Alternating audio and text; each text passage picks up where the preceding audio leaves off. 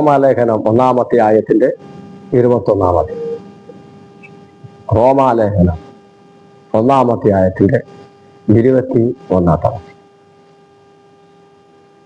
അവർ ദൈവത്തെ അറിഞ്ഞിട്ടും അവനെ ദൈവമെന്ന് ഓർത്ത് മഹത്വീകരിക്കുകയോ നന്ദി കാണിക്കുകയോ ചെയ്യാതെ തങ്ങളുടെ നിരൂപണങ്ങളാൽ വൃദ്ധരായി തീർന്നു. അവരെ വിവേകമില്ലാത്ത ഹൃദയം ഇരുണ്ടുപോയി. ആമേൻ. ഇതാണ് യേശുവിന്റെ നാമത്തിൽ ഈ സന്ദേശം കേൾക്കുന്നവർക്ക് ഒരു ആത്മലക്ഷ്യമുണ്ടാകട്ടെ എന്ന് പ്രാർത്ഥിക്കുന്നു.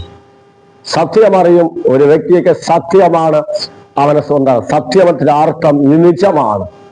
ആ സത്യത്തിൽ കൂടെ ഇത് കേൾക്കുന്ന ആര് കേട്ടാലും അവർക്കൊരു മാനസാന്തരത്തിന്റെ അനുഭവം. ക്രിസ്തു ആരാണ്? നിങ്ങളാരാണ്? എന്തിനാ ക്രിസ്തു വന്നു? എന്തിനാ ദൈവം ലോകത്തിലേക്ക് വെളിപ്പെട്ടത്? അതിന് ദേശത്തിൽ കിടക്കുന്ന ജനങ്ങൾ അറിയാതിരിക്കുന്നു. അതുകൊണ്ട് ഈ വചനം കേൾക്കുമ്പോൾ ദൈവത്തിന്റെ ജനങ്ങൾ മാനസാന്തരപ്പെടട്ടെ. ഓസിയ 4 പറഞ്ഞതുപോലെ 6, എന്റെ ജനം അറിവില്ലായ്മാൽ സംഹാരമാകുന്നു. ഈ വചനം കേൾക്കുന്ന ഹൃദയത്തിൽ ആഴമായി പതിയട്ടെ, രക്ഷിപ്പിന്റെ സന്ദേശമായി മാറട്ടെ. യേശു നല്ല പിതാവേ, ആമേൻ. റോമാ സഭ എഴുതിയ റോമാക്കാരനായിരിക്കുന്ന പൗല, സൗലായിരുന്നവനെ പൗലാക്കി. ബൈബിൾ ആധാരത്തിൽ തെളിവുണ്ട്. അവൻ കമലിയാരെ കീഴിൽ നിന്ന് ന്യായപ്രമാണം കംപ്ലീറ്റ് പഠിച്ച് ഏത് വചനം എവിടെ കിടക്കുന്നത് ഏത് കേട്ടാലും പൗലോസിനറിയാം. പൗലോസ് പറയുകയും ചെയ്യും. അവൻ പൗലോസിനെ കണ്ടാലേ അവൻ ദേശക്കാർക്ക് മാത്രമല്ല പിശാചിനരെ നടുങ്ങും. അവൻ യേശു കഴിഞ്ഞാൽ പൗലോസിനെ കണ്ട പിശാചിനേറ്റ നടക്കാം. അവൻ മന്ത്രവാദ കോട്ടയ്ക്കകത്തും പോവും, അവൻ എല്ലായിടവും പോവും. അങ്ങനെ ഒരു വിളിയാദൈവം കൊടുത്തത്. ഈ പൗലോസ റോമാലേഖനം എഴുതിയത് എന്തിനാ? റോമാ സഭയുടെ ആധിക്യത്തെ അവൻ കണ്ടു. ഇതിൽ ഇനി നടക്കാൻ പോകുന്ന എന്താണെന്ന് ദൈവം അതിന്റെ വെളിപ്പാട് അവന് കൊടുത്തു. അതുകൊണ്ടാണ് ഈ റോമാലേഖനത്തിൽ അവൻ ഇതെല്ലാം എഴുതി വെച്ചിട്ട് പോയത്. ആമേൻ. അതിലാണ് റോമാ സഭയെ കുറിച്ച് അറിയാറുണ്ട്. റോമാ സഭ എന്ന് പറഞ്ഞാൽ ആമേൻ അമ്മയുടെ സഭ എന്നാണ് അർത്ഥം. തമിഴില് തായ് തിരിച്ചവൻ, അമ്മയുടെ സഭ. നമ്മുടെ സഭ അറിയപ്പെടുന്നത് ദ ഹോളി സ്പിരിറ്റ്, യേശു വന്ന ശരീരം എന്ന സഭ. ഇതാണ് പൗലോസ് ഉണ്ട്. പൗലോസിന് അവൻ ക്രൂശിക്കാൻ ആർക്കും അധികാരമില്ല. റോമാക്കാരനായി ജനിച്ചവന് ക്രൂശിക്കരുത്. റോമാക്കാരനായി ജനിച്ച കുറ്റം ചെയ്തവനെ തലയവിട്ടോ. ഈ റോമാക്കാരനായിരിക്കുന്ന പൗലോസ്, റോമാക്കാരനെ എളുപ്പം അടിക്കാനും പറ്റില്ല. റോമാക്കാരനെ അടിച്ചു കഴിഞ്ഞാൽ തീർന്നു. അവനവർക്ക് തെളിവ് തരാം. ആ തെളിവ് വിശുദ്ധ വേദപുസ്തകത്തിൽ അപ്പോസ്തല പ്രവൃത്തി 16-ാം അധ്യായത്തിൽ 38-ാമത്തെ വാക്യം വായിച്ചോ. അപ്പോസ്തല പ്രവൃത്തി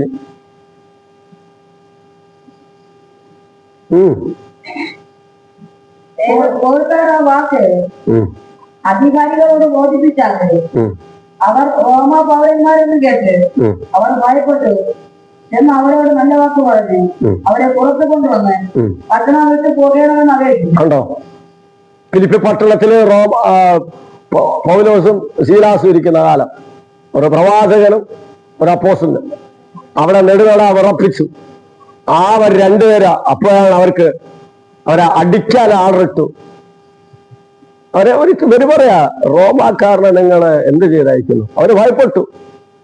ഇനിയൊരു തെളിവ് ഇതിൽ തന്നെ ഈ റോമാക്കാർ എന്ത് ചെയ്യും? സദാധിപനായിരിക്കുന്ന 22-ാം അധ്യായത്തിന്റെ 25-ാം വാക്യം. അപ്പോസ്തല പ്രവൃത്തി 22-ന്റെ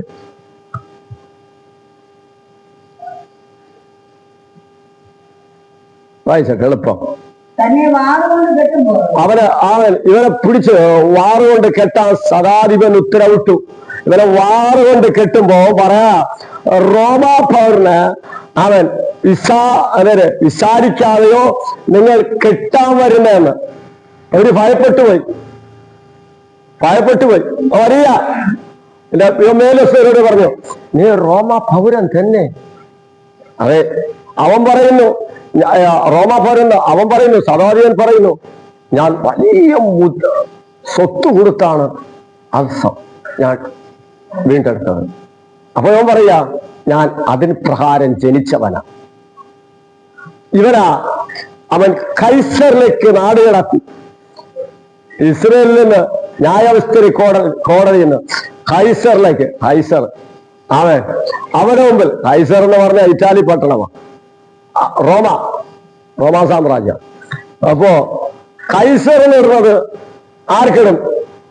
പട്ടിക്കാടും ഇല്ലേ? കൈസർ എന്ന് പറഞ്ഞാൽ പട്ടിയാ കൈസർ എന്ന് വിളിക്കുന്നത്. അവിടെയാണ് ഇവിടെ അയച്ചത്. അവിടെ വെച്ചാ അപ്പാടി എഴുതാൻ കാരണം അവൻ ജ്ഞാനികൾ എന്ന് പറഞ്ഞ് മൂടന്മാരായിപ്പോയി. ഇതാണ് സംഭവം. അവര് വിവേകമില്ലാതെ ഹൃദയം ഇരുണ്ടുപോയി. ഇവർ ജ്ഞാനികളാ, പലരും ജ്ഞാനി, അവരെ ഹൃദയത്തിന് വിവേകമില്ല. ദൈവത്തിന് അറിയുള്ള വിവേകം വന്നിട്ടില്ല. ദൈവത്തിന് അറിഞ്ഞെങ്കിൽ അവര് ബൈബിളിന് അടിസ്ഥാനമായിട്ട് തിരിക്കുമായിരുന്നു. അവൻ ഈ ദൈവികമായുള്ള വചനത്തിനെ മറച്ച്, ഇന്നത്തെ കാലത്തറിയാം, ഈ റോമ സഭയാണ് ദൈവത്തിന്റെ വചനത്തെ മറച്ചു കളഞ്ഞത്. സത്യമില്ലാതെ എങ്ങനെയും ദൈവത്തിന് ആരാധിക്കാം. അവൻ ഒരു കൂട്ടരങ്ങ് വേർപെട്ടു വന്നു. ഒരു കൂട്ടരല്ല, ആയിരക്കണക്ക് വിശുദ്ധിയില്ലാതെ ക്രിസ്ത്യാനി എന്ന് പേരായി. ഇതാണ് റോമാസഭ. ഈ റോമാസഭയുടെ കാലത്ത്, അവൻ പൗന്റൊക്കെ കാലത്തിനൊക്കെ അനേകം എഴുന്നേറ്റ് വന്നു. ഇത് തെറ്റായ ആചാരമാണ്. ഈ ആചാരത്തെ മാറ്റാൻ എനിക്കും ദൈവം പറഞ്ഞതാ.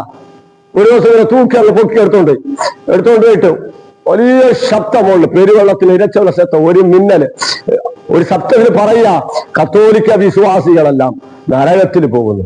അവർക്ക് സമയം കിട്ടുമ്പോ എല്ലാം നിന്റെ മുമ്പിൽ കൊണ്ടുവരും, അവർക്ക് സുവിശേഷം അറിയിച്ചു. ഇതാണ് കത്തോലിക്കരുടെ ചരിത്രം. അങ്ങനെയാണ് ദൈവം കണ്ടുപിടിച്ചത് മാർട്ടിൻ ലൂതർ. എനിക്ക് മാർട്ടിൻ ലൂതർ ആരും എനിക്കറിയില്ല. ഞാൻ കൂടുതൽ വിസ്റ്റൺ കൺട്രിയുടെ ബുക്കാണ് പഠിച്ചത്. പഠിച്ചത് നമ്മൾ 8ാം ക്ലാസ്സെങ്കിലും, കൂടുതൽ പഠിച്ചിട്ടുണ്ടെങ്കിലും വെളിരാജ്യത്തുള്ള ദൈവദാസന്മാരെ ബുക്കാണ്. ഒരു ദിവസം രാത്രി പ്രാർത്ഥിച്ചുള്ള ഒരു ചെമിരിമേൽ ഇങ്ങനെ ഒരു ചെമിരിൽ വെളിച്ചം ഇങ്ങനെ അടിച്ചിട്ട് ഒരാളെ ഫോട്ടോ ഇങ്ങനെ പതിച്ചിട്ട് മാർട്ടിൻ ലൂതർ. എനിക്ക് ആരറിയാം? എനിക്ക് വേറെ എല്ലാ ബുക്കും അറിയാം. ഇതൊക്കെ എടുത്തിട്ട് ഞാൻ ദൂരെ ഇട്ടിട്ട് വന്ന കടയിൽ പോയിട്ട്. ഈ മാർട്ടിൻ ലൂതറാണ് ആദ്യ സഭയെ നിയന്ത്രിക്കാൻ തീരുമാനിച്ചത്. പൗൽ എഴുതി വെച്ചിട്ട് പോയി, മനുഷ്യൻ ജ്ഞാനി എന്ന് പറഞ്ഞ് മൂഢനായി. ഒരു ദൈവം ആരാണെന്ന് അറിയുന്നില്ല. അക്ഷരായ ദൈവത്തെ അവര് ഉപേക്ഷിച്ചു, അവര് മാറിക്കളഞ്ഞു. ദൈവത്തിന് അവര് യഥാർത്ഥമായി ആരാധിക്കുന്നില്ല. ദൈവത്തിനെ യഥാർത്ഥമായി ആരാധിക്കുമ്പോഴാണ് യഥാർത്ഥമുള്ള ദൈവം നിങ്ങൾ വെളിപ്പെടുന്നത്, അല്ലെങ്കിൽ വെളിപ്പെടുകയില്ല. അപ്പൊ ഈ ദൈവം നിങ്ങളില് വസിക്കുമാറാക്കുമ്പോഴാണ് നിങ്ങൾ ആരാണെന്ന് അറിയുന്നത്. വിഗ്രഹം ഒരിക്കലും ഒരു ദൈവമാകുകയില്ല. വിവലിയത്തില് പറയുന്നു, വിഗ്രഹങ്ങൾ ഒരിക്കലും ഒരു ദൈവമാകുകയില്ല.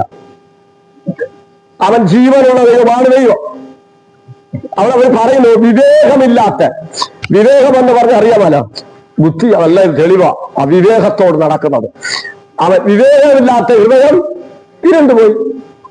അവരെന്നറിയാമോ? അവരെ ഹൃദയത്തെ ഇരുട്ടാക്കി. ഇരുട്ടാർക്കുള്ളതാ? ഇരുട്ടാരാ? ഇരുട്ട് മാറാ യേശു വന്നു. പക്ഷെ ഇരുട്ട് അവരെ ഹൃദയത്തിനകത്ത് പ്രവേശിച്ചു. അവർക്ക് ദൈവത്തിന് നന്ദി കയറിയേറ്റ് പറ്റുന്നില്ല, ദൈവത്തിന് ആരെന്ന് അറിയാൻ പറ്റുന്നില്ല, ദൈവം ആരെന്ന് ചിന്തിക്കുന്നില്ല. അവൻ മരിച്ച വ്യക്തികളെല്ലാം അവർ ദൈവമാക്കി മാറ്റി. ഇതാണ് ആ സഭയുടെ വന്നത്. ഇതാണ് അവിടെ പറയുന്നു, ജ്ഞാനികൾ എന്ന് പറഞ്ഞ് അവരെ ഹൃദയം ഇരുണ്ടുപോയി ഇല്ലേ? അർച്ചനായ ദൈവത്തെ ഉപേക്ഷിച്ചിട്ട് പല്ലി, ഇടജാതി, നാർക്കാലി, ആണും പെണ്ണും എങ്ങനെ അവര് ആരാധിച്ചു. സൃഷ്ടാവിനെ ആരാധിക്കാതെ സൃഷ്ടിയെ ആരാധിച്ചു. അത് മുഖാന്തരം അവരെ ഹൃദയ രൂപണങ്ങൾ, നിനക്ക് ഏത് ഇഷ്ടമാണെന്ന് അങ്ങനെ പോ, ദൈവമാണ് പറഞ്ഞത്. ദൈവം പറഞ്ഞിട്ട് ഹലോ പൗലോസ് കറക്റ്റാണല്ലോ, ദൈവം പറഞ്ഞത് ഉപയോഗിക്കില്ല, ഇരുണ്ട് പോയിട്ട് ദൈവത്തിന് ഓർക്കാതെ നന്ദി നന്ദി പറയാൻ പറ്റുന്നില്ല. അവര് മനുഷ്യനെ നോക്കി നന്ദി പറയും, അവര് ദൈവത്തിന് നന്ദി അറിയാൻ പറ്റുന്നില്ല. പൗലോസ് ഇങ്ങനെ പറയുന്നു, ദൈവത്തിന് നന്ദി ഏറ്റുമ്പോഴാണ് ഭയങ്കര എപ്പോഴും ദൈവത്തിന് നന്ദി നന്ദി എന്ന് പറഞ്ഞുകൊണ്ടൊക്കെ കഷ്ടം വന്നാലും ദുഃഖം വന്നാലും താഴ്ച വന്നാലും ഉയർച്ച വന്നാലും എപ്പോഴും ദൈവത്തിന് നന്ദി പറയുക തിരിജോസ്. അപ്പോ മനസ്സിലാക്കണത്, ആൾ പറയുന്നത് ദൈവമില്ലെന്ന് മൂഢൻ തന്റെ ഹൃദയത്തിൽ പറയുന്നു. ദൈവം ഒരിക്കലും ഒരു വ്യക്തിയെ ഒരു വിഗ്രഹം ഉണ്ടാക്കി ഒരു വ്യക്തിക്കും ജീവൻ കൊടുക്കാൻ പറ്റുമോ? ഒരു വിഗ്രഹത്തെ ഉണ്ടാക്കി ഒരു വ്യക്തിക്കും ജീവൻ കൊടുക്കാൻ പറ്റുകയില്ല. നിങ്ങൾക്കറിയാം, ഇവിടെ അനേക വിഗ്രഹങ്ങളുണ്ട്, ഒന്നിനെങ്കിലും ജീവനുണ്ടോ? ഈ ലോകത്ത് അനേക വിഗ്രഹങ്ങൾ ഇപ്പോൾ ഉണ്ട്, നിങ്ങൾക്ക് എല്ലാവർക്കും അറിയാം, ഒന്നിനും ജീവനില്ല. അതാണ് അക്ഷരായ ദൈവം ഒരിക്കലും ഒരു മനുഷ്യ സദൃശമാകില്ല. ദൈവരൂപത്തിന്റെ സദൃശനാ ക്രിസ്തു, അതാണ് മനുഷ്യ സദൃശ്യം. ഒരു മനുഷ്യൻ ഒരു വിഗ്രഹം, ഇവിടെ അനേക വിഗ്രഹമുണ്ട്, അവൻ വിഗ്രഹത്തിന് മുമ്പിൽ വണങ്ങുന്നവരെ ശരിയല്ല. അവരെന്തിനു പറയും? അവരെ നമസ്കരിച്ചാലും അവര് ദൈവമല്ലാതെ അവർക്കറിയില്ല. അവര് പോകുന്നു, നമസ്കരിക്കുന്നു. അവര് വഴിയെ പോകുന്ന യാത്രയില് ഉമ്മവും വെച്ചിട്ട് പോകുന്നു. അതാണ് ഏലിയാ പറയുന്നു, വാലിൽ ചുംബനം കൊടുക്കാത്ത 7000 പേര് എനിക്ക് വേണ്ടി ശേഷിച്ചിരിക്കുന്നു. ഇത് ഭയങ്കര ചുംബനവുമ്പാ, റോട്ടോമ്പ തെരുവായപ്പോഴാണ് യാതൊരു വിഗ്രഹങ്ങളുടെ ചുംബനവുമ്പാ. ദൈവത്തെ അറിയുന്നത് അവന്റെ ദൈവിക അറിവ് കൊണ്ടാ. നമ്മളെ അറിവ് കൊണ്ടില്ല ദൈവത്തെ അറിയുന്നത്, ദൈവിക അറിവ്. ആ ദൈവിക അറിവാണ് നമ്മളിലേക്ക് വരുന്നത്. ദൈവിക അറിവ് വരുമ്പോ നമ്മൾ എന്തറിയാ, ദൈവത്തിന്റെ രൂപമായി മാറും. ഇതാ ദൈവിക അറിവ്, അതാണ് ദൈവം വന്നത്. അപ്പൊ ഇവരെ പ്രവർത്തിയിരിക്കുന്നത്, ഈ സഭകളിരിക്കുന്നത്, ഞാനിപ്പോ പറഞ്ഞുതരാം, ഈ CS ലുള്ള ഒരു സ്റ്റോറി പറഞ്ഞുതരാം. തോട്ടച്ചാടി ഇവിടെ അടുത്ത PhD പഠിച്ച ആളാ. ഒരിക്കൽ ആവശ്യത്തിന് പ്രാർത്ഥിക്കാൻ വിളിച്ചു പോയി. ഒരിക്കൽ തേടി വന്നു, PhD പഠിച്ച ആൾ തേടി വന്നു. PhD പഠിച്ച കോളേജ് ലെക്ചറാ തേടി വന്നു.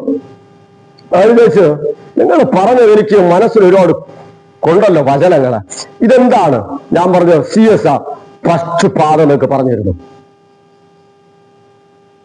വായി കൊണ്ട് ഏറ്റ് പറഞ്ഞ് ഹൃദയം കൊണ്ടിരിച്ചാൽ നീ രക്ഷപ്പെട്ടു. അപ്പൊ അകൃത്യഭാവാരി മാറ്റും. അതൊക്കെ ക്രിസ്തുവിനൊക്കെ ഉള്ളി കയറണമല്ലോ. ഒരു കുറച്ച് വചനങ്ങൾ പറഞ്ഞു കൊടുത്തു, എല്ലാം പൂർത്തിയായി, പ്രാർത്ഥിച്ചിട്ട് പോയി. അത് ദൈവ മക്കൾ മനസ്സിലാക്കണേ, ക്രിസ്തുവിന്റെ വഴിയെ വിട്ട് നിങ്ങൾ മാറുമ്പോ അത് വേറൊരു സാധനം കയറി വരും.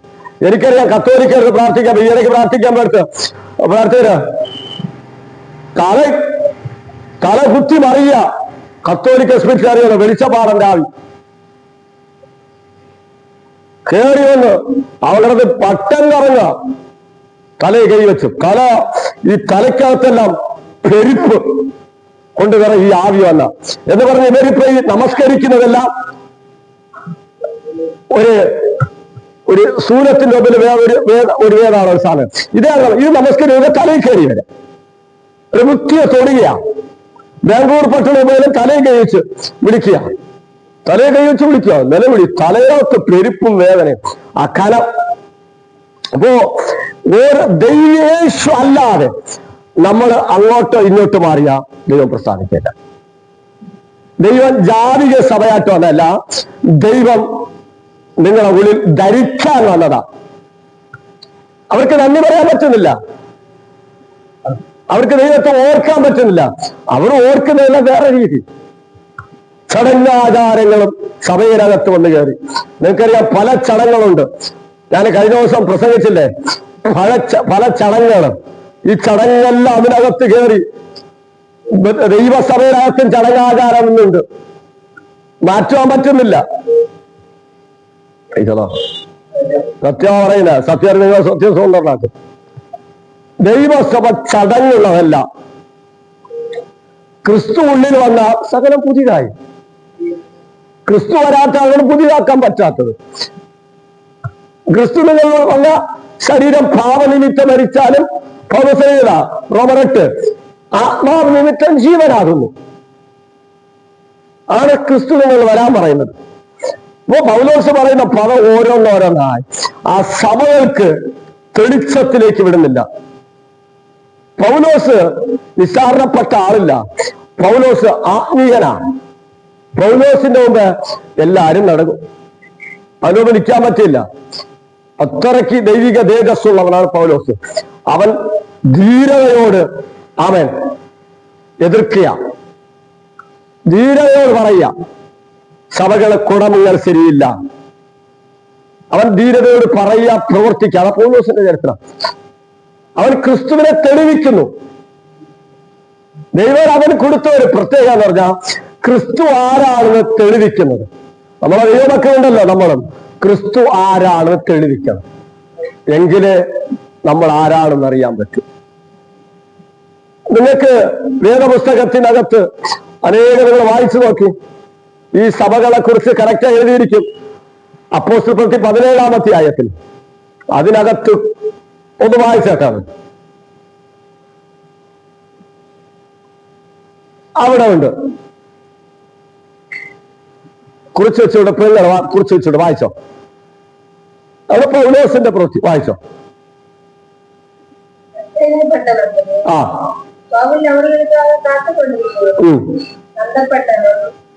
കണ്ടോ, ആ പട്ടണത്തിനകത്ത് അതേല പട്ടണത്തിൽ അവർക്കൊരു ആ പട്ടണത്തിൽ വിഗ്രഹം കൊണ്ട് നിറഞ്ഞിരിക്കുമ്പോ അവന്റെ മനസ്സിന് ചൂട് പിടിക്കുക. ദൈവത്തെ ആരാധിക്കാനുള്ളവർക്ക് വരാം, വിഗ്രഹം നിർമ്മിക്കുക. അവൻ ദൈവത്തിന് ആണ് ഉള്ളിലേക്കുള്ളത്, വിഗ്രഹമാ. നിങ്ങൾക്കറിയാം, എഗസ്കേൽ പറയും, എഗസ്കേൽ ഇങ്ങനെ പറയുന്നു. എഗസ്കേൽ പ്രവാചകനടുത്ത് കുറച്ച് ഇസ്രായേൽ മൂപ്പന്മാര് അവൻ എന്തെങ്കിലും കിട്ടുമെന്നു. അപ്പോഴാണ് എഗസ്കേൽ അവരടുത്ത് പറയുന്നത്, അവരുടെ ഉള്ളിൽ വിഗ്രഹം ഇരിക്കും. ഞാൻ പിന്നെ അവർക്ക് ഇങ്ങനെ പ്രവചിക്കും. നമ്മളെ ഉള്ളിൽ ഒരു വിഗ്രഹം പാടില്ല, ഒരു വിഗ്രഹം പാടില്ല.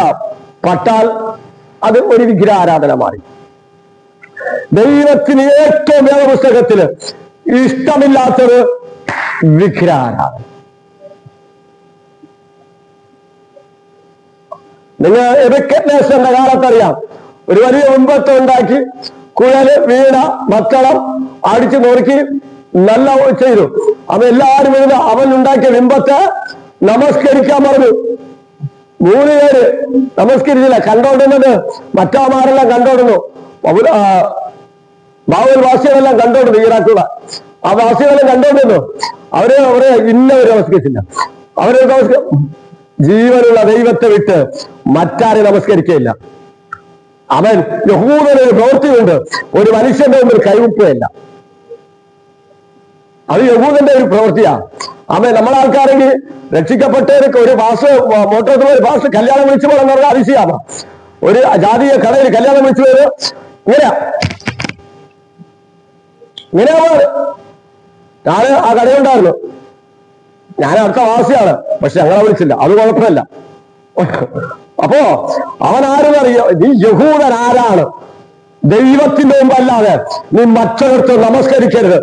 ദൈവത്തിന് ആരാധന വേറൊരു ആരാധനയ്ക്ക് പങ്കെടുക്കരുത്. അതെല്ലാം വിഗ്രഹാരാധനയ്ക്ക് വരും. ഈ ദൈവത്തിന് നമസ്കരിക്കണം. ദൈവം നിന്റെ ഉള്ളിൽ ആരാണ് മനസ്സിലാക്കണം. ആർക്കും മനസ്സിലാക്കാത്ത പറ്റാത്ത അവസ്ഥ. അവൻ നിങ്ങളുടെ ഹൃദയത്തിന്റെ രൂപണമാ.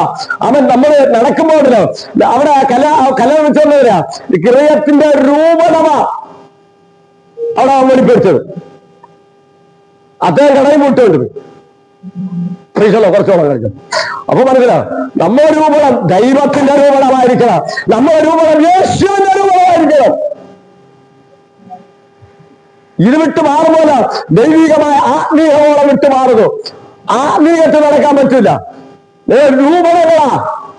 ക്രിസ്ത്യാനി ആയാല് നിങ്ങളെ രൂപണങ്ങളാ വെളിപ്പെടുത്തണം. ക്രിസ്തു ദൈവത്തിന്റെ പല രൂപങ്ങൾ വെളിപ്പെടുത്തരുത്. യഥാർത്ഥം ദൈവികമായുള്ള രൂപണം എഴുതാം. നിങ്ങൾ ദൈവീകത്തിലുള്ളവരാ. നിങ്ങൾ മനുഷ്യരല്ല, നിങ്ങൾ ദൈവീകം. ക്രിസ്തു അവതരിച്ചവരാര്? ആര്? ദൈവികമാ. നിങ്ങൾ ദേവന്മാരെന്നും ദൈവത്തിന്റെ അള്ളപ്പാട് പറയുന്നവര് നിങ്ങൾ വായിച്ചിട്ടില്ലേ യോഹന്നാനില്? അപ്പൊ മനസ്സിലാക്കേ, നിങ്ങൾ ദൈവീകമായിട്ടുള്ളവരാ. അപ്പൊ ദൈവികമാണ് ഇവിടെ വലുത്. മനുഷ്യകം ദൈവം തകർക്കുന്നു, ദൈവികത്തെ ഉയർത്തുന്നു. സഭകളിരിക്കുന്നത് ദൈവികം അറിയുന്നില്ല. ഒരാത്മീയൻ മനസ്സിലാക്കണമേ, ഞാനൊരു ദൈവീകനാണ്. അതാണ് പഴയ പാട്ടിനകത്ത് ദൈവപുരുഷൻ വരുന്നു. പഴയ പാട്ടിനകത്ത് ദൈവപുരുഷൻ വരുന്നു. പ്രവാചകനായിരിക്കുന്ന സാമുവേലിനെ കണ്ട ദേശം പട്ടണക്കാർ വിറയ്ക്കും. ഇതാ മനസ്സിലാക്കാൻ. ഒരു പ്രവാചകൻ വരും പറഞ്ഞാൽ പട്ടണം വിറയ്ക്കും. അതാണ് ദൈവികം. ആ ദൈവപുരുഷൻ വരുന്നത്. അപ്പൊ നിങ്ങൾ ആരാ? ദൈവീക രൂപമുള്ളവര്. നിങ്ങൾ മനുഷ്യ രൂപമല്ല. ഇതാ നിങ്ങൾ ചിന്തിക്കാൻ. അവൻ മനുഷ്യ രൂപമാണ് വിഗ്രഹത്തിന്റെ ആരാധന. ദൈവിക രൂപം ആത്മാവിന്റെ അഭിഷേകം, ആത്മാവിന്റെ ചിന്ത, ജഡത്തിന്റെ ചിന്തയല്ല. ജഡത്തിന്റെ ചിന്ത എല്ലാം മാറ്റിക്കളയും. ആത്മീക ചിന്ത നിങ്ങളെ സ്റ്റെപ്പായി എത്തും. ദൈവം വിഗ്രഹങ്ങളെ സേവിക്കാൻ ഒരിക്കലും ബൈബിളിൽ ഇടമല്ല. ബൈബിളിന് പറഞ്ഞിട്ടുമില്ല. ആകാശത്തിന്റെ കീഴെ ഭൂമിക്ക് മേലെ അവൻ ഒരു വിഗ്രഹങ്ങളെ വാർത്തുണ്ടാക്കരുത്. ജലത്തിന്റെ മേലും ജലത്തിലുള്ളതോ ഒന്നും ഉണ്ടാക്കരുത്, പ്രതിഷ്ഠിക്കരുതെന്ന വേദപുസ്തകം പറയുന്നത്. അപ്പൊ ഇന്നിരിക്കുന്ന സഭകൾ എങ്ങനെ ഇരിക്കുന്നു? കാണുന്നതെല്ലാം ദൈവങ്ങളാ. നിങ്ങൾ ചിന്തിക്കണമേ. സ്കോട്ട്ലാൻഡ് കത്തോലിക്ക രാജ്യം. സ്കോട്ട്ലാൻഡ് കത്തോലിക്ക രാജ്യമാ, ഭയങ്കര കത്തോലിക്ക രാജ്യം. ഒരുത്തരെഴുന്നേറ്റു, ആയാലും പിന്നെ പറയാം. അടുത്തൊരാൾ വന്നു, ജാൻ നാക്സ്, ഭയങ്കര വിശ്വാസമില്ല, 1000 പ്രാവശ്യം ബൈബിൾ വായിച്ചവൻ. ആ ബൈബിളാസൻ കത്തോലിക്ക സാമിയാരായി എന്നിട്ട് രക്ഷിക്കപ്പെട്ടവൻ. അവൻ ഒരിക്കൽ ഇംഗ്ലണ്ടിൽ പോയപ്പോ ഒരു സഭയെ അള്ളത്തിന്റെ മുതിർന്ന നേതാവാക്കി മാറ്റി. ലാസ്റ്റ് എന്ത് സംഭവിച്ചു? അവിടെ ഒരു പ്രശ്നം തിരിച്ചു വന്നു. ദൈവത്തിന്റെ വചനം സ്കോട്ട്ലാൻഡ് പ്രസംഗിക്കാൻ തുടങ്ങി. ദേശമെല്ലാം ഉണർവുണ്ടായി. എല്ലാ വിഗ്രഹങ്ങളും, അവിടുത്തെ അന്നത്തെ പ്രസിഡന്റിന്റെ പേര് മറിയ, എല്ലാ വിഗ്രഹങ്ങളും ആടിച്ച് തകർത്തു. ദൈവങ്ങളെല്ലാ വിഗ്രഹങ്ങളും അടിച്ച് തകർത്ത് കളഞ്ഞു. സ്കോട്ട്ലാൻഡിന്റെ ഉണർവിന്റെ പിതാവെന്ന് പറയുന്ന ജാൻ നാക്സ്. 2 വ്യക്തിയുണ്ട്, ജാൻ ആക്സ്, ജാൻ നാക്സ്. ഇത് ജാൻ നാക്സ് ആണ്. അപ്പൊ ഉണർവിന്റെ പിതാവാ. ഇവരെ കൊണ്ട് അവിടെയുള്ള പ്രസിഡന്റിനോട് ജയിലിലിട്ടു. ജയിലിടുമ്പോ പ്രാർത്ഥിക്കാൻ തുടങ്ങിയോ? പ്രസിഡന്റ് ചുറ്റിത്തി. പ്രസിഡന്റ് പറയാ, ഇംഗ്ലണ്ടിൽ കിടക്കുന്ന പട്ടാളത്തിൽ എനിക്ക് ഭയമില്ല, പക്ഷേ ഈ പ്രാർത്ഥിക്കുന്ന ജാൻ നാക്സെ കണ്ട് ഭയങ്കര പേടിയാ. അപ്പൊ മനസ്സിലാക്കണമേ, ദൈവമക്കൾ എങ്ങനെ ഇരിക്കണം? പ്രാർത്ഥനയുടെ ഉണർവുള്ളവരായിരിക്കണം. അതാണ് ദൈവികം. ബാക്കിയെല്ലാം വരുന്നത് പൈശാചികം. ദൈവിക ഉണർവ, ദൈവിക ആത്മാവാണ്. ബാക്കിയെല്ലാം ജഡീകം. ആണ് യേശു ജനത്തിന്റെ പ്രവൃത്തി കഴിപ്പാൻ ലോകത്തിലെ വന്നത്, അതില്ലാതാക്കുവാൻ. ദൈവമക്കൾ മനസ്സിലാക്കണമേ. അവൻ പറയുന്നു, ഇന്നത്തറിയാം, അവരും കൊണ്ട എണ്ണിയാൽ ഇവര് എണ്ണും. അവര് വെള്ളം ഇട്ടാ ഇവര് വെള്ളം ഇടും. അവരും പൂവിട്ടാ ഇവരും വയ്ക്കും. അവര് ചെമ്പിൽ തേങ്ങ എടുത്താൽ ഇവര് എടുക്കും. ഇതെല്ലാം നടക്കുന്ന സഭയുടെ ചരിത്രങ്ങളാണ്. ഇങ്ങനെയൊക്കെയാണ് നടക്കുന്നത്. അവരും തേര് വലിക്കും, ഇവര് തേര് വലിക്കും. അവര് ഉരുളും, ഇവര് ഉരുളും. അവരും തേങ്ങ വളർത്തും, ഇവര് ഓടിക്കും. സഭകളിരിക്കുന്ന അനുഭവങ്ങളെ നോക്കി ഇതൊക്കെ കാണുമ്പോൾ പൗലോസ് ഇതെല്ലാം നേരത്തെ കണ്ടു. അവരും കൊണ്ടിടുന്നു, ഇവരും കൊണ്ടിടുന്നു. അവര് സാമ്പ്രാണിയും കുന്തിരിക്ക പാറ്റി ഊതുന്നു, ഇവരും ഊതുന്നു. സഭകളിരിക്കുന്ന അനുഭവങ്ങളെ നോക്കി ക്രിസ്തു ഇതൊക്കെ കണ്ടു ദിക്കി. അവര് പറയും, അമ്മ ഇല്ലാതെ മോഹൻ എന്നു. ബൈബിൾ പറയുന്നു, വർഷങ്ങൾക്ക് മുമ്പേ അവൻ BC-യില് അവൻ ടെസ്റ്റ് ബേബിയെ ദൈവം വെളിപ്പെടുത്തി. അതാ പറഞ്ഞ് സ്ത്രീയുടെ സന്ധ്യത്തിന്റെ തലയെ താർക്കും.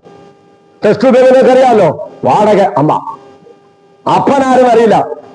ഇനി മലയടി പട്ടണത്തിനകത്തും അനേക അപ്പനറിയാത്ത മക്കളുണ്ട്. അവൻ ഇതാണ് വാടക അമ്മ, അതാണ് ടെസ്റ്റ് ബേബി. ഇതാ യേശു ക്രിസ്തു. ഈ ടെസ്റ്റ് ബേബിയ ദൈവ സ്ത്രീയുടെ സന്ധ്യയിനകത്ത് ദൈവത്തിന്റെ ആത്മാവെ അതിനകത്ത് കയറ്റുന്നത്. ദൈവത്തിന്റെ ആത്മാവയാണ് കയറ്റിവിടുന്നത്. യൂട്രസിനകത്ത് അകത്ത് കയറ്റിയാണ് ആ കുഞ്ഞ് രൂപം കൊള്ളുന്നത്. നിങ്ങൾക്കറിയാം, എലിസബത്ത് വരിക, മറിയ വരിക. ആ പരിശുദ്ധാത്മാവ് മറിയയുടെ ഉള്ളിലിരിക്കുന്ന ക്രിസ്തു. മറിയ വിശുദ്ധ സ്ത്രീ, ഞാൻ ഒരിക്കലും കുറ്റം പറയില്ല. അവൻ മറിയ അവൻ അനുഗ്രഹിക്കപ്പെട്ടവളാണ്. ബൈബിൾ പറയുന്ന മറിയ അനുഗ്രഹിക്കുക എന്ന് പറഞ്ഞാൽ അവൾ വെറും പാവപ്പെട്ട വീട്ടിൽ ജനിച്ചവൾ. ആള് വിശുദ്ധിയോട് ഒരുങ്ങിയിരിക്കുന്നോ അവരെ ഉള്ളിനകത്തായി യേശു വരുന്നത്. അങ്ങനെ അനേക സ്ത്രീകൾ കാത്തിരുന്നു വിശുദ്ധിയോട്. അവരെ ഹെന്തങ്ങൾ എഴുതി വെച്ചിരിക്കും, ഓം ഗ്രീൻ ദരിദ്രനായ നമഃ എന്ന് പറയാ. പാവപ്പെട്ട വീട്ടിൽ ജനിച്ചവൻ നമസ്കരിക്കാൻ. ഈ പാവപ്പെട്ട വീട്ടിൽ ജനിച്ചവനാ ആരാ? യേശു. ഒരു നേരത്തെ ആഹാരത്തിനോ വഴിയില്ലാതെ യേശു ഒരു വെറും പാവപ്പെട്ട വീട്ടിനകത്ത് ജനിച്ചു. അങ്ങനെയാണ് യേശു ജനിച്ചത്. യേശുവിന്റെ പ്രവൃത്തി വലുതാ. ആഹാരം പോലും ഇല്ലാത്ത കാലഘട്ടങ്ങളാ യേശു. ഇവിടെ നാടുകളൊക്കെപ്പെട്ട അനുഭവം. അതാണ് ടെസ്റ്റ് ബേബി. അപ്പോ മനസ്സിലാക്കണമേ, അവര് ചിന്തിക്കുന്നത് പിശാച് ബുദ്ധിമാനാ. അവനെ പോലെ ബുദ്ധിയുള്ളവര്. അവനാ പറഞ്ഞ ഇവരെന്നറിയാമോ? ആ ബുദ്ധി അവർക്ക് പോയി. പിടിച്ചല്ലോ, പാമ്പിനെ പിള്ള ബുദ്ധിയാ പറഞ്ഞത്, ഈ പാമ്പിന്റെ ബുദ്ധി അവർക്ക് വന്നു. അപ്പോ നിങ്ങൾ മനസ്സിലാക്കണേ, യേശുവിനെ ധരിച്ചിരിക്കുന്ന നിങ്ങൾ മനസ്സിലാക്കണമേ, ഈ ലോകം നശ്വരമാണ്. ഒരു മറിയെ പോലെ നിങ്ങൾ എഴുന്നേൽക്കട്ടെ. വിശുദ്ധ സ്ത്രീയാക്കി മറിയെ പോലെ എഴുന്നേറ്റ്. ആമേൻ. മറിയയുടെ അടുത്ത് പോകുമ്പോൾ ചോദിക്കും, മറിയെ വിളിക്കും, ഇവരെല്ലാം നിന്നെ ആരാധിച്ചെന്നു. എനിക്കറിയില്ല. അങ്ങനെ ബൈബിൾ പഠിപ്പിക്കുന്നു. ഇവരാരും പോലും എനിക്കറിയില്ല, ഞാൻ അങ്ങനെ ആരാധിച്ചു. അപ്പോസ്തലർ 1-ാം അധ്യായം എടുത്ത് വായിച്ച അവിടെ അറിയാം, യേശുവിന്റെ അമ്മ ഈ പരിശുദ്ധാത്മാവിനെ എഴുതി കാത്തിരുന്നു. ഒരിക്കൽ പരിശുദ്ധാത്മാവിൽ ഗർഭം ധരിക്കപ്പെട്ട മറിയ, പിന്നത്തേൽ ആ അഭിഷേകം അവിടെ വിട്ടുമാറിപ്പോയി. എലിസബത്തും മറിയയും കൊണ്ടപ്പോ പിള്ള ഗർഭത്തിൽ ആനന്ദം കൊണ്ട് തുള്ളി. പക്ഷേ ഇവിടെ രണ്ടുപേരും പുറത്തു വന്നപ്പോ അവർക്ക് തുള്ളലില്ല. ഇതേ തുള്ളൽ ലഭിക്കാൻ അപ്പോസ്തലപ്രവൃത്തി 1-നകത്ത് വീണ്ടും മറിയ കടന്നു വന്നു. പൈസളോ, അതാ മനസ്സിലാക്കാൻ. ആ പരിശുദ്ധാത്മാവ് ധരിക്കുന്ന ഒരു വ്യക്തി പരിശുദ്ധാത്മാവിനെ ധരിച്ചില്ലെങ്കിൽ ദൈവരാജ്യം പോകാൻ പറ്റുകയില്ല. അല്ലേ സമയേ പരിശുദ്ധാത്മാവിനെ ധരിപ്പ് ലോകത്തിന്റെ ദൈവങ്ങളിലേക്ക് പോകാതെ ക്രിസ്തു എന്ന ദൈവത്തിലേക്ക് മടങ്ങി വരികയും. അത് ദൈവത്തിന്റെ പ്രവൃത്തി. യേശു നല്ലവൻ. ആമേൻ. യേശു നല്ലവന് രുചിച്ചറിയാം. അപ്പൊ യേശുവിന്റെ പ്രവൃത്തി ചെയ്യുമ്പോഴാണ് യേശു ആരാണെന്നറിയാം. നമ്മുടെ നാട്ടില് അവൻ ക്രിസ്ത്യാനികളാണ്. നമ്മുടെ നാട്ടില് പല പല കുഴപ്പങ്ങളെ കൊണ്ടുവന്നിട്ടുള്ളൂ. മറ്റുള്ള ഗ്രന്ഥങ്ങളൊന്നും കുഴപ്പം കൊണ്ടോ ഞാൻ കേട്ടിട്ടില്ല, ഞാൻ അറിഞ്ഞിട്ടുമില്ല. നമ്മുടെ നാട്ടിൽ അനേക മതങ്ങളുണ്ട്. നമ്മുടെ നാട്ടിൽ ഇവിടെ ഉണ്ട്. അവരൊന്നും നമുക്കൊരു പിരിവിനായി ചിലര് കാണുന്നില്ല. പക്ഷെ ക്രിസ്ത്യാനി എന്ന് പറഞ്ഞിട്ട് ക്രിസ്തുവിന്റെ ഇഷ്ടം ചെയ്യാതെ ദൈവം കള്ളിയത ചെയ്യുമ്പോ ദൈവത്തിന് ഭയങ്കര ബുദ്ധി. അവൻ വിപരീതത്തില് ഭരാക്ക് എന്ന് പറഞ്ഞൊരു എഴുത്തുകാരുണ്ട്. അവൻ പറയുന്നു, ഒരു വ്യക്തി വിഗ്രഹങ്ങളെ ഉണ്ടാക്കി അവൻ പെയിന്റ് അടിച്ച് കളർ ചേച്ച് അവരൊരു വെള്ളരിത്തോട്ടത്തിന്റെ തൂണ് പോലെ കൊണ്ട് ഒരു വെള്ളത്തോട്ടത്തിൽ വെക്കുന്നു. അതുപോലാണ് ഇന്നിരിക്കുന്ന ആൾക്കാർ ഒരു വിഗ്രഹം ഉണ്ടാക്കി ഒരിടത്ത് കൊണ്ട് പ്രദർശിക്കുന്നു. അവ എന്താ അറിയാമോ? നല്ല പെയിന്റ് ഒക്കെ അടിച്ച് അതിനകത്ത് കുരി വന്നിരിക്കും കരയ്ക്ക് മുകളിൽ.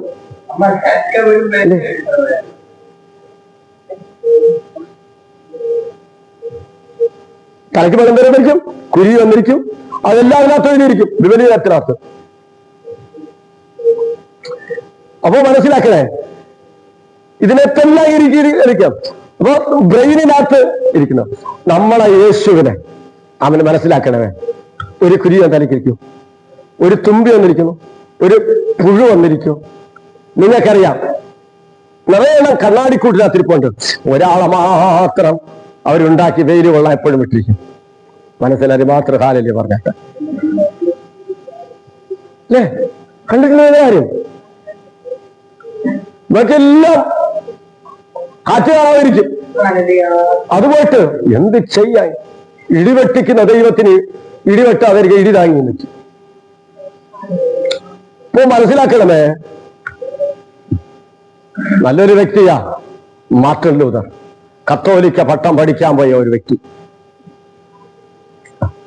അവിടെ പോയി മാർട്ടിൻ ലൂതർ കത്തോലിക്ക പട്ടത്തിൽ അവൻ ഒരിടത്ത് ഒരു സന്യാസിയായിട്ട് പോയ മാർട്ടിൻ ലൂതർ ഒരിക്കൽ കൂട്ടുകാരൻ അവരും കൂടെ പോകുന്ന സമയത്ത് ഒരു ഭയങ്കര ഒരു ഇടിവെട്ടി. ആ സ്പോട്ടില് ഇദ്ദേഹം മരിച്ചില്ല, കൂട്ടുകാരൻ മരിച്ചു. തന്തൈ പെരിയാർ തമിഴ്നാട്ടിലുള്ള വിഗ്രഹങ്ങളൊന്നും ദൈവമല്ലെന്ന് പ്രസ്താവിച്ചത്. മരിക്കുന്ന സമയത്തിന് പറയും, എൻ പെരുമാനിന് അറിയാന്ന് പറയും. അപ്പോഴ് അവനെ എടുത്തു വളർത്തിയ ചിക്ക സ്റ്റാലിൻ. അപ്പോ നിങ്ങൾ എന്താ അങ്ങനെ ദൈവം ഇല്ലെന്ന് പറഞ്ഞ് ഇങ്ങനെ പറയുന്നത്? അവൻ സൃഷ്ടിയിലൊരു ദൈവമുണ്ട്. ആ ദൈവത്തെ തേടി നടക്കുക ചിക്ക സ്റ്റാലിൻ. ദൈവം ഒരു ദിവസം യേശു പ്രത്യക്ഷനായി. തിരുവനന്തപുരം ഇവിടെ കേരളത്തിൽ ഒരു ദേവദാസൻ ഇപ്പൊ ഒരു വലിയ പ്രസംഗം നടത്തി. അപ്പോ ഒരു മന്ത്രവാദി കയറി വന്നു. നിന്നെ ഞാൻ കാണാനാണ് ഇരുന്നത് ഇത്രയും ദിവസം. ഭയങ്കര പ്രസംഗം നടക്കുക. നീ വരുമോ ഞാൻ വരുമെന്ന്. ശരി, നമുക്ക് കൂടാന്ന് പറഞ്ഞു. ഞാൻ ഇന്ന് ആർക്കും വാട്സപ്പ് അയച്ചു കൊടുത്തു. നീ വരുമോ ഞാൻ വരുമെന്ന്. ജനങ്ങൾ അന്യഭാഷ പറയുന്നത് പാസ്റ്ററും പറയാൻ തുടങ്ങി അന്യഭാഷ. പാസ്റ്റർ പറയാൻ അന്യഭാഷ പറഞ്ഞത് അവൻ കീഴിൽ നിന്ന് ഇളയുക. അപ്പൊ മനസ്സിലാക്കണേ, ദൈവീകത്തിലുള്ളത് മാത്രം പറയാം. നിങ്ങൾക്ക് ഞാനൊന്ന് പറഞ്ഞുതരാം. ഞാൻ ഒരു വീട്ടിനകത്ത് പറയാം. ഒരു വീട്ടിനകത്ത് കയറി ചെന്നു. അപ്പൊ അടുത്തുള്ള ഒരു വീട്ടിനകത്താ കയറി ചെന്നപ്പോ പ്രാർത്ഥിച്ചപ്പോ ആളങ്ങ് ഉരുണ്ടു വീഴുന്നു. പലയിടത്തിലും പോയാലാ. എല്ലാവർക്കും അറിയാം, ഒരു വീട്ടിലുണ്ട് 7 ദിവസം പല ഒരു കാല പൊക്കിട്ട് ഓടി തട്ടത് ചരക്ക് ഇങ്ങനെ വന്നു. കുഴിരാത്തൂടാത്തല്ല ഭാര്യ. അതിൽ നിന്ന് പൂത അതും പോയിട്ട് അവൻ അഴിച്ചു വിട്ടു. ഇപ്പൊ അങ്ങനെ വരിക അങ്ങോട്ട് അടിച്ചു വിടുന്നു. എന്റേടാ എനിക്കെഴുക്കാൻ പറ്റുന്നില്ല. എന്റെ മുമ്പിൽ ഒരു കുരിശ് വന്നിപ്പോണ്ട്, നല്ല പളവളാണിപ്പോണ്ട്. ഞാൻ ചോദിച്ചു, എവിടെയാണ് കുരിശ്? സ്വർണ്ണക്കുറിച്ച് നേർച്ചയിട്ടാൻ. അത് ഞങ്ങളെ കുരിശ് പറയും, ഓളെ കുരിശാണ്. എല്ലാം ഫോട്ടോ എടുക്കാൻ പോകും, എല്ലാം കൊണ്ട് വെളിയിടാൻ പോകും.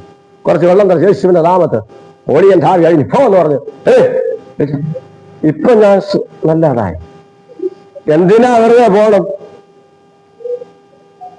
യേശു അല്ലാതെ അവൻ ഈ നാമമല്ലാതെ ഈ നാമത്തിന് മൊത്തത്തിന് ഒരു പ്രത്യേകമുണ്ട്. ഈ നാമം എന്ന് പറഞ്ഞാൽ എന്റെ നാമത്തെ ഞാൻ ഒരു വിഗ്രഹങ്ങൾക്ക് ഏൽപ്പിക്ക ഇല്ല. അവൻ ഈ നാമം ഉണ്ടല്ലോ, ഈ നാമം ധരിക്കപ്പെട്ടതെന്റെ ജനങ്ങൾ തന്നെ തന്നെ താഴ്ത്തി അവന്റെ മുമ്പിൽ വരുമ്പോൾ അവൻ പ്രവർത്തിക്കും. ഈ നാമത്തിൽ പ്രത്യേകം എന്ന് പറഞ്ഞാൽ ഒറ്റ നാമത്തിനകത്ത് ഒരു വൈദികനായവൻ വരുന്നു. ഒറ്റ നാമത്തിനകത്ത്, അതേ ഒരു നാമത്തിനകത്ത് അവൻ ഒരു മനുഷ്യ സദൃശ്യം വരുന്നു. അടുത്ത് ആ നാമത്തിനകത്ത് അവൻ ഒരു വൈദികന്റെ അവന് രൂപം വരും. ഭയങ്കര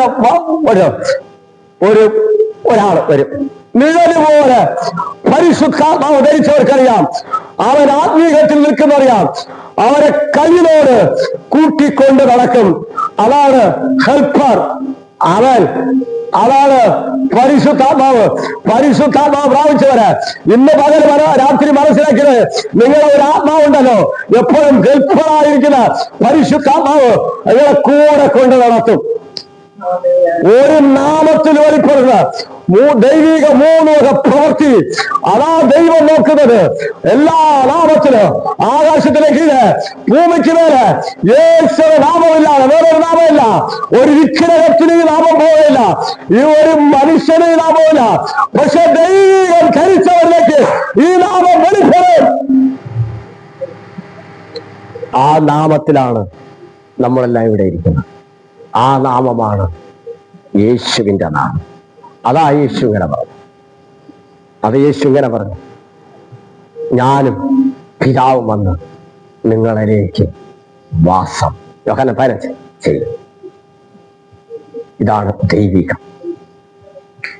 അല്ലാത്ത എല്ലാം ലോകത്തിന്റെ മാനുഷികം. ഈ വചനത്താൽ ദൈവം നിങ്ങളെ അനുഗ്രഹിക്കും.